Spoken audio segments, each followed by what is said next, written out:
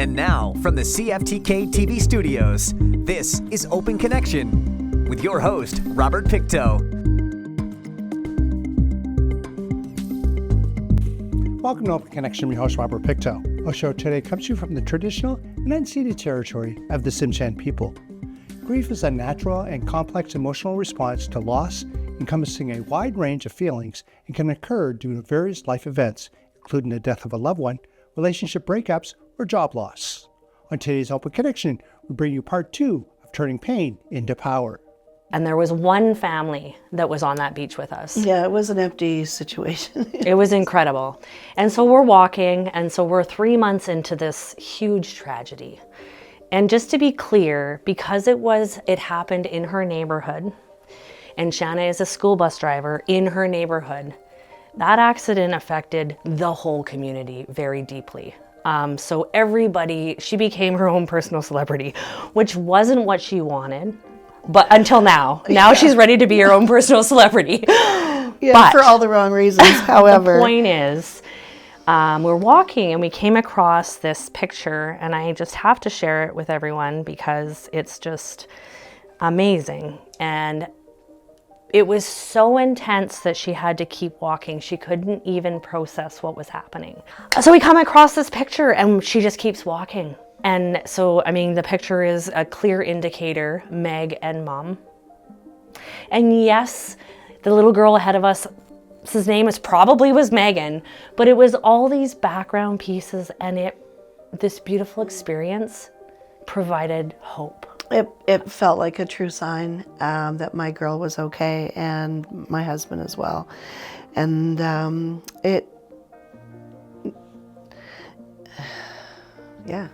sorry. So it was a journey. So the first year, Shanna, Kenzie, Maya, and I celebrated a few of the death anniversaries is what it ended up becoming. Because we just wanted to support you guys. We were outside in the garage with loud music and just celebrating, because we decided to turn everything crappy into something really fantastic. So even on death anniversary, we celebrated our people, and we celebrated our accomplishments, and we celebrated. And I stepped outside of the loud, noisy garage, and I heard an owl. And I thought, wow, hey, you guys, there's an owl out here. Come and check it out. So we walked, and sure enough, in the driveway, within reach, was this beautiful little owl in a tree. And we're like, what? On death anniversary? This is crazy. And look how close we can get up to it. And it was talking to us, and then it stopped and started talking to the bigger one up on another branch. There was 2 owls in the tree. And they were there for at least 20 minutes, something like that, just having this connection. And then I got too close and they flew away. But the point is, it gave me so much calmness, and so it filled my emotional bank account to be a bazillionaire. I felt very, very touched, connected, and that really helped me, motivated me to move on and to keep going, because here they are visiting me and telling me we're doing a great job. So, and this kind of led us to like this space of recognizing perspective, because it could have been 2 owls in a tree, who cares? But the fact that we found a perspective that found joy in life, so we started, during this piece, my sister-in-law, who is Kim of Community Angels, and my predecessor, Chris Arnold, died on the same day, November 24th, 2017, I think. And then less than 2 months later, the accident happened. So I was in this deep grief state. And so as Shanna mentioned, we started looking at many tools, and I took this course called The Brain Game. It was a 10-week course talking about understanding your emotions. And what it was all about was perspective. It was like, do I want to feel like shit every day, or do I want to find joy? And so it became a ton of work It wasn't easy to wake up every day when you feel like crap. But like Shanna said, all she wanted to do was feel better. We just wanted to feel better. Open Connection will be right back after these messages. And now, from the CFTK-TV studios, this is Open Connection with your host, Robert Pictou. Thank you for staying with us. In the context of grief, acceptance signifies the final stage of coming to terms with the loss, marked by a sense of peace and the ability to focus on moving forward, cherishing memories, and celebrating the life of the departed. Let us rejoin the conversation with co-founder of Project Bestie, Shanna Braden. So we took this course, and all of a sudden I started to really, it would make a real difference. I decided that I couldn't live in this panic and this pain any longer, and I made a stand. And I think it was on Megan's birthday. I went to the creek where they had passed away, and I just remember crying and screaming, as you can imagine, and saying to her, I cannot live with this pain in my belly any longer. It hurts too much to think of you, and it hurts too much not to think of you. But if I do want to think of you and connect with you, we've got to get rid of this pain. And I took a sip of my coffee, and a giant sweetness came into my mouth, and the sun came out right on my face. And my dog ran down the trail and knocked there was some stuffies in a memorial off a log, and then instead of playing with it and ripping it apart, she pushed it back up with her nose. And I was like, wow, that's a super interesting message. Maybe just for me, because those stuffies represented my people. And literally from that day forward, the pain started to subside out of my belly, and now I live comfortably and pain-free since that day. We recently had a friend who lost a child, and I remember telling Shanna, because I anticipated this was going to be a massive trigger, and I was really worried about her, because I worry about her a lot, but also recognize she's super strong and powerful, and I don't need to. but when I told her, she said immediately, oh my God, I feel just like I used to feel. And the beauty is, you don't feel like that all the time like you did. Of course you do feel that way sometimes, because you've lost half your family. But I also was quite called to and driven to wanting to see this lady that lost her daughter, put my arms around her. You know, it's kind of funny when tragedy strikes and you you're removed from it by a little bit of time, and then it happens for somebody else. And it reminds me of when the Humboldt Bronco hockey team bus crash happened.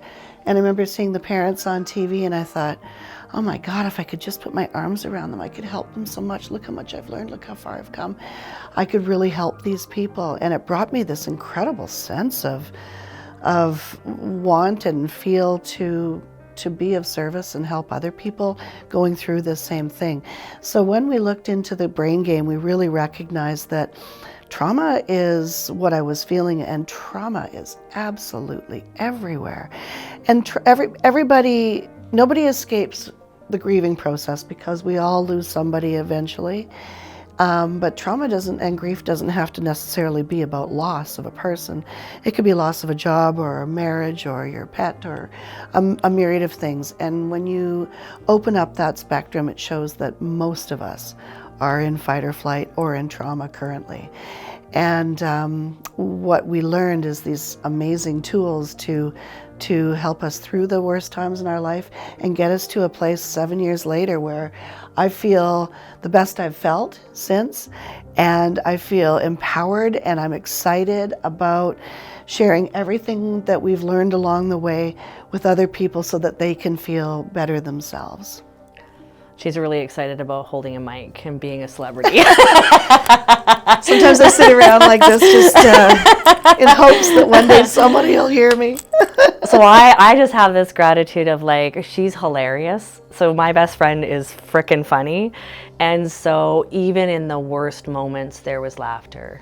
And It really was our best medicine. And we found the silver lining in anything shitty. We had to, just to feel better.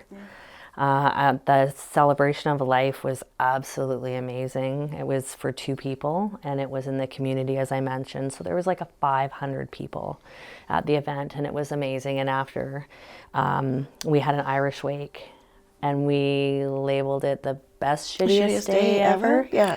And that's kind of where we rolled with everything, is just going, okay, this is shit. This is crazy. How does somebody get through something so traumatic? And we just knew that we wanted to feel better, and so that's what we did. Open Connection will be right back after these messages. And now, from the CFTK-TV studios, this is Open Connection with your host, Robert Pictou. Welcome back to Open Connection. Last year, during the Pain to Power Forum, Shannon discussed the personal tragic loss of her family and how she built herself back into a functioning, progressive human. Let us return the conversation with Shanna. So in the meantime, we, as of late, are putting together quite a few tools for the future.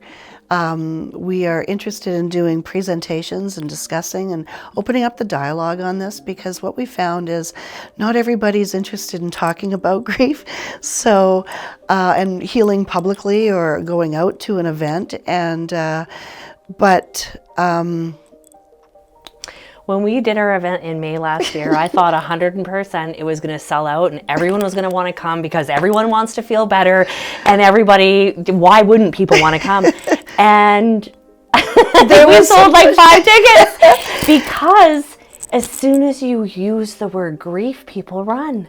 Nobody wants to be in that energy. Traumatized, they did not want to look at that at all. And that just reminds us that if you're not interested in educating yourself on how to feel better, then you're looping and you're on autopilot, and you're going to stay in that part of your life. And that's okay. There's no judgment in that. Absolutely it's just not. Getting to the space of feeling better is part of it, is going through it. And so feeling those emotions, like, it was a hard 7 years of feeling, but look at you now. Look at us now. And so we look forward to 2025. We're putting together it's our building structure year, where we're hoping to start a podcast so people can listen to conversations about how to get yourself through and out of fight or flight and trauma, and settling your central nervous system and helping your body literally feel better. April 26th. April 26th. We're going to do an event at Hidden Acres with some colleagues. We're collaborating with Sarah Crawley, who is Evolve Yoga, and a friend of ours, Vela Canta, who does breath work. So 2 modalities of tools that people might like or not like. And then we're going to talk, we want to have more dialogue around this conversation, and also talk about tools and talk about the brain game. So that's our starting point. That will be in Terrace. Shanna's not from Terrace. She's now a local Vancouver Island girl, but because it happened here and because there's a huge community of support, she's kind of starting her journey here in Terrace, so that's exciting. We have been asked to speak on the island and in Kelowna, and so we're kind of excited about those opportunities. And we just really want to open the dialogue and just show people the other side of that. If deep I pain. can do it, anybody can do it, honestly. And yeah, we have some specific tools that we'd like to share, and if nothing else, just a community, just to let people know that they're not alone. Nobody has to suffer alone. And while we have this kind of dialogue, it really releases the stigma around trauma, and that's the start. The first year after, actually, a week before Chris had passed away, he had given me and a colleague VIP tickets to his sister's empowerment conference in Kelowna called Shine Live. Chantal Adams The conference wasn't until October 1st, 2018. So this is a year, he gave this a week in advance before he passed. This is a year later. So we show up at this event and his sister dedicated it to Chris. So that was pretty powerful. And there was a lot of emotion around it. And there were a lot of people there that used different tools of communication and healing at that time. And there was a person there named Joy Kingsborough. And so I had followed her previously online before we went to the event, because I just was instantly attracted to her energy and just really was like, wow, this girl seems like a really cool lady. And so she created the brain game. She's got a background in psychology. And so I met her and I took it and then I shared it with her. And what was so beautiful was that Shanna was intuitively brain gaming the whole time, just consciously, but not knowing it, that she was choosing to feel better even though she didn't have the tool. So it was so aligned with what we do. I work with behavior consultants that work with trying to understand communication through challenging behavior, and it was very aligned with a lot of that work. So I knew that the content was very powerful and had depth and made sense. And so I've taught it probably 10 times now. Open Connection will be right back after these messages. And now, from the CFTK-TV studios, this is Open Connection with your host, Robert Pictou. The fight or flight response, a psychological reaction to perceived threats, was first described in the early 1900s by American psychologist Walter Bradford Kenyon. He observed that animals react to threats with general discharge of sympathetic nervous system, preparing them for fighting or fleeing. In this final segment of Open Connection, Christy shares more about the fight or flight syndrome. Yeah, my agency is the only agency that's ever gone through like the whole, like an agency brain game. Not everyone has to, it's a choice, it's an option, but it teaches like the basis of it is, if you're not in love and joy, then you're in fight or flight. And if you're in fight or flight, you're either playing the bully, the victim, or the hero. So really just hold that and go, okay, when I'm feeling like I can't do that for whatever reason, am I being a victim? And if I'm feeling that way, am I feeling joyful and in love, or am I feeling disempowered and all of those kind of things? So it was perspective. It was all about you. We all view life through our own perspective. 100% from whatever our experiences are, we choose to look at the world in that way. And so opening your mind to say, what if there's a different perspective? What if what I think my whole life hasn't always been the way it is? And taking the power back and saying, I want to feel better. And then taking charge of your life. Our event last year was called, like I said, Turning Pain into Power, because it really was saying, okay, we can either stay here or we can move through this. And we did. That's right, yeah. And what happens when you go through something traumatic, whether it's one event or a lifetime of events, cortisol shoots into your belly and it alerts your central nervous system, and your central nervous system goes into protection mode, and it actually curls your body in. And what I actually found was that a lot of my organs got sucked up under my rib cage, because that's what your body naturally does. And so just another one of the many steps was calming our central nervous system, and all the tools work. I now get a deep, full breath. I think it was about 2 years ago where I got my first real deep breath, and I'm finally calming down and feeling more comfortable than I ever have. This is the best I've felt. This fall, I really went through some even further parts of the healing. Always a new layer. Just when I think I'm starting to get somewhere, there's another challenge. But honestly, I have really climbed a mountain, and yeah, I'm at the pinnacle of it, to the point where I feel so great that I'm ready to share and give back and be of service to others going through that. I think that I have a lot of incredible tools. And Christy and I together have a lot of incredible tools, and we just want to wrap our arms around each and every one of you and help you feel better. Because if I can do it, you can do it. If you find yourself alone, find a friend. And if you don't have any friends, here we are, because we like helping people, and we want to be the community.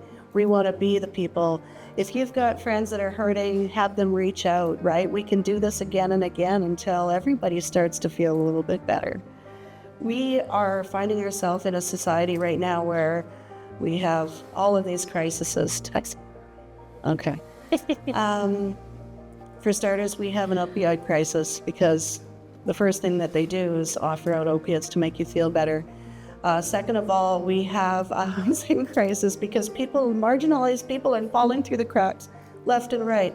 And yeah, they may be drug users, but the truth is that they're people that are going through trauma and just can't seem to get on the good side of things. I recognize that my life has been a little bit, let's just call it what it is, privileged. And I work for an incredible employer that offered me all of these opportunities to get better. Yes, counseling and all of the practitioners. What do you do if you don't have any of that? Have to find a way. Okay, so there's some free things that you can do. You can start up a conversation, find a community, recognize that it takes courage to make the change. You have to want it, nobody else. There is no magic pill. You gotta pick up your own bootstraps and want it because you simply just want to feel better. Remembering to honor so that you can release your trauma. You can get yourself simply out in nature, hyperoxygenate your brain in nature, enjoying all of the views, but also because you're in the plant life that you are taking in incredible amounts of oxygen. We talked about courage and perspective and honoring and breath work and meditation, finding gratification. So something so simple as like maybe even just digging a garden, a job well done makes you feel good. We want all of these dopamine hits. We no more cortisol. Cortisol is like not great in the body. We want all this dopamine stuff, so things that actually make you feel good. Talking about laughing. If it's one thing that I have learned and defaulted my sadness to, I choose laughter. I choose laughter every single day. I watch comedians. I do whatever I can to try and be funny. It makes me feel better. It's ridiculous. Sweating. If you haven't tried laughter therapy, it's really awkward in the beginning. You start laughing, but it's contagious. So when you hear laughter, when you're a part of laughter, you start wanting to laugh. And so awkward at first, it is something that does help, and it's free. So there's the leafy vegetables and eating the nuts and all the other good stuff. But seriously, exercise, massive dopamine hit, right? You get this thing called runner's high, not to mention pride. Relaxing and resting, any kind of sweating, so sauna, and then a cold plunge. I mean, all of these practices are starting to become fairly popular because people are in need of tools to heal, or at least start to feel better. sound therapy, which Sonia's going to show us at the end of the evening. Sound therapy is absolutely beautiful. A certain megahertz frequency and noise can actually bring calmness and relaxation, and then a slightly higher megahertz. Thank you for joining us for this episode of Open Connection. The greatest distance in the existence of man is not from here to there, but that connection from his mind and heart. If we can conquer that distance, we can soar like an eagle and realize our immensity within. I'm Robert Pictou.